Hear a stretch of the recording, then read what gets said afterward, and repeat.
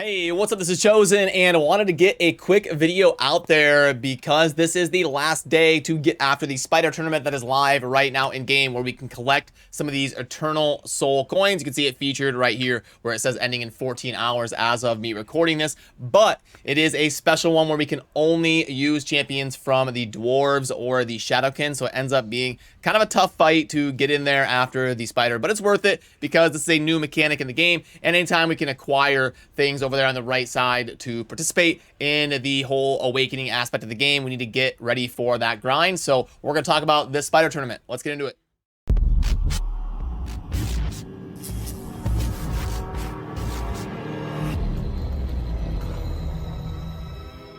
Alrighty, so now typically I do like it when they do like epics only or magic or like rare only.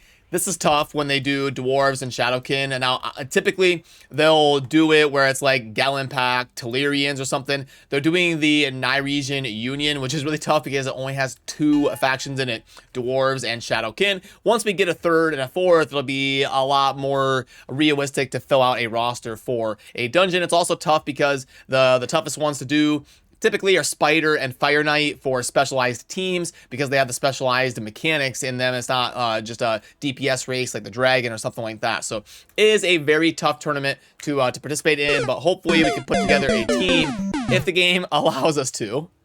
So right now, I'm going to head on in and we'll get right to it. We'll load up my team. I can make this a little bit bigger here on the bottom right. Now, the unfortunate thing is, since we don't have a whole lot of champions to work with, I will go through and talk about some ones to watch out for that maybe I'm not able to use in this tournament. But if you're lucky enough to have them, that would be great for you. So the unfortunate thing with these 2 factions is they do have really good champions. You've got your Trundas, your Lady Kimmies, your Ninjas, your Brognies, your Kyokus, and all sorts of Yumiko. Lots of really good champions, but unfortunately we don't have a like Septimus Cold Heart type champion where we can nuke really high enemy max HP, and we also don't have a whole lot of options in terms of getting a bunch of HP burn out on the field so that we can smash through the mechanic here by using the Spiderling HP burns to tick down the HP of the boss. So what I ended up doing was I threw together a team here just to kind of do a bunch of AoE damage and play it old school.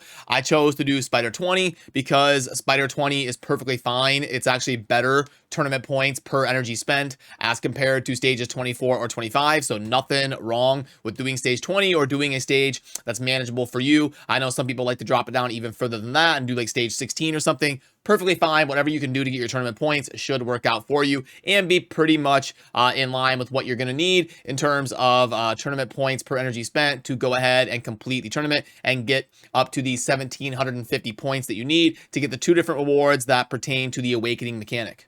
So I didn't really change anything around. I'm just using these champions in their normal gear that they have in my normal content that I use them in. We threw in Trunda just to do a bunch of damage and nuke down Spiderlings. We got Ninja, obviously, for all the utility that he brings in this fight. Lady Kimmy is great for speed boosting and all sorts of different utility she brings. Brogni is going to help me make sure I can keep my squishy champions alive with the shielding and the increased attack and be able to nuke a lot harder. And then Hernig is there for the defense break and stuff, and then also to do damage as well. Another thing that is really unfortunate, you can see there with Brogni running all the way up there. Dwarves, and there goes Trunda.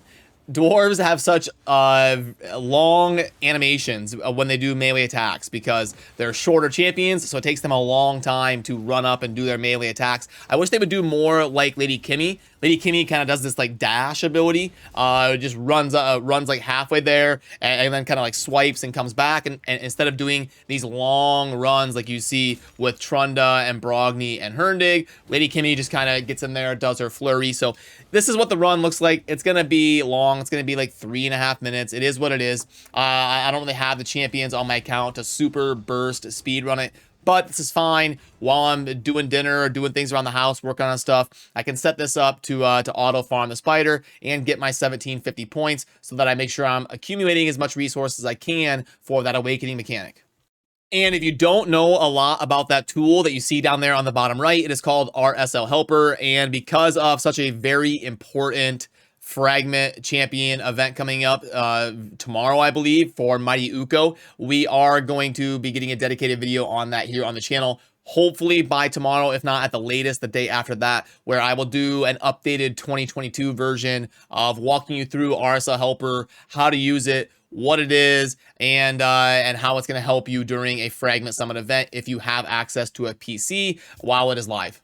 But let's put that down here for a little bit, and we'll walk through these factions and talk about the champions that you've got in here. Now, for the dwarves, I don't have Gronyar, but if you do, Gronyar would actually be really good for this event because you are going to be getting HP burn. You can see there with the burning fist, actually a super cool looking champion. But one of the rare opportunities for you to get a bunch of HP burn, you can see the attack all enemies, and we can book it up to 100% chance of placing an HP burn for 2 turns. Also, for the champion, it's distributed by 5% for every HP burn debuff that the enemy team had before this attack. So really would be a great option for this event because we really don't get a whole lot of reliable HP burn. My friend Matt Capper actually brought this up to me. Kyoku's kit would be great. I don't know why they structured it like they did though. You've got this super impactful A2, attack all enemies, booked up to 100% chance of decreased attack. And then you've got, after attacking, booked up to 100% chance of placing an HP burn debuff.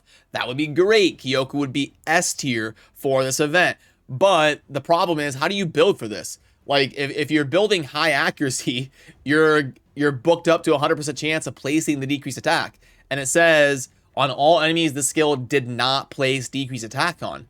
So the only way that would happen is if they have block buffs, which or block debuff, sorry, which A, isn't going to be happening in the spider, and B, if it does, you can't place the HP burn anyway. Or if they resist it, but then the HP burn debuff can be resisted. So if you don't build accuracy, you're not going to place either one, the decreased attack or the HP burn. So there's really not a way to consistently get this AoE HP burn to take place. Otherwise, Kyoku would be a great option for this tournament. You do have a Gentoro in the Shadowkin that has a really cool ability here for the spider where it's going to attack one enemy and steal 100% of the target's turn meter. That's going to be a really good thing in the spider. And you've got some decent general utility stuff going on here. Yumiko would be cool if you built like not very many of you out there are going to have her, but obviously she's going to be cool for decreasing the cooldowns and stuff that she brings to the table. You know, Taraji will be a really good support in a standard team. Sashi has an AoE A1, which can be good on those lower levels. Genzen can be an AoE defense break if you've got him. But yeah, other than that, it gets kind of tough to build a spider team.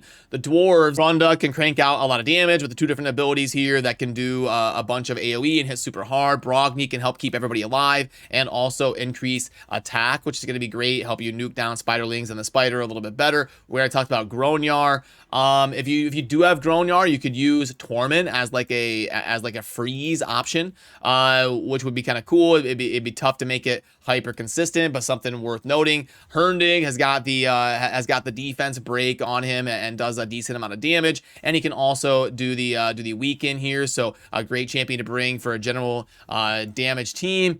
As far as the epics, Melga, same as Brogni, can kind of help you survive, play shield and heals, and do a revive if anybody falls over. But again, it's going to be tough to kind of put together a team for success. Molly could be okay, but the point is, drop it down to a stage that you can do because it's going to be worth it, I think. Even if it's longer runs, we want to scoop up whatever resources we can in game, but don't go too crazy because we have got that event starting tomorrow and we don't want to miss out on any fragments that we could get for Mighty Uko because Mighty Uko is obviously amazing. So yeah, let me know your thoughts down below. Did I miss any champions that you think I should have mentioned or anything like that? I really enjoy when the comment section becomes a place for people to learn as well. And good luck if you are participating in the Spider Tournament, getting after some of the rewards for the Awakening mechanic. And it is going to be Friday tomorrow and a launch of possibly one of the best fragment events that Plarium has ever done in Raid Shadow Legends. So remember to subscribe on your way out for daily Raid Shadow Legends content. And as always, thanks for watching. Have a good rest of your day.